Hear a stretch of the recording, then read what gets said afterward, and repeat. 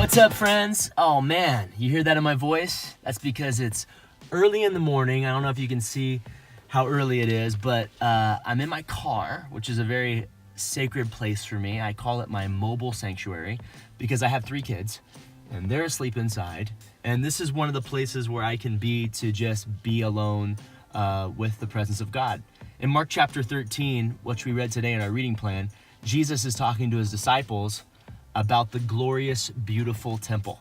They're saying, oh wow, look how beautiful these stones are. And Jesus says, there's gonna come a day when this temple isn't here anymore. And I'm sure that totally shook them up because the temple was, that was everything. That was the epicenter of their faith. That was where heaven met earth, okay? The temple is where the presence of God was. And so the closer you would get to the temple, the closer you would get to God. And when Jesus says something like there's going to come a day when the temple isn't here anymore, I can only imagine them thinking, well, does that mean God's not going to be with us anymore? Like, what does that mean? He'll also say that there's one greater than the temple, and he's talking about himself. And that's kind of why I'm here in the car kind of sharing with you this space. You know, this is my Jesus and me time, or I call it my J.A.M sesh.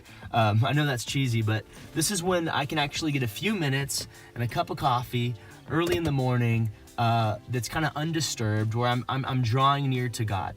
James, the brother of Jesus, would later say, when you draw near to God, he draws near to you. And the question really is, you know, are we as close to God as we want to be? And sometimes that just means a sacrifice. You know, God made a sacrifice so he could be close to us. Jesus has made it possible for us to draw close to God because of the forgiveness of our sins. God's taken care of the proximity issue here, and he says, I'm ready and I'm willing and I'm eager to develop this relationship with you. Everything in life comes at a sacrifice. Whether it's time that you get with your spouse or time with your kids or anything that is of great value, it's because there was a sacrifice that was made. And I think spending time with God works the same way. I think he wants us to be like that temple. That the temple, which was once the structure, the physical location of where God's presence was, he's saying we can be that temple now because of God's Spirit. And his Spirit will work in us and dwell inside of us. And it's much more intimate than the physical structure. It's a spiritual soul structure. Jesus says later, heaven and earth will pass away, but my words will no means pass away.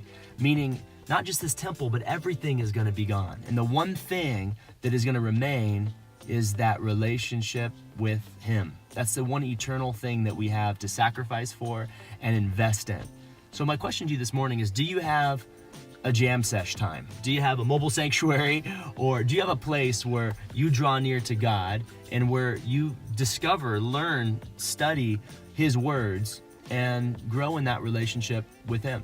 As you draw near to God, he is ready to draw near to you. He's shown you that with Jesus. So my encouragement to you is find a way to get away from distractions or even just the good things in life and create space, maybe sacrificial space.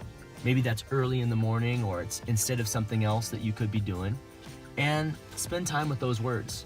The living word, Jesus. He wants you to be a living temple and he wants you to have a relationship that is alive. I love you guys. I'll see you tomorrow.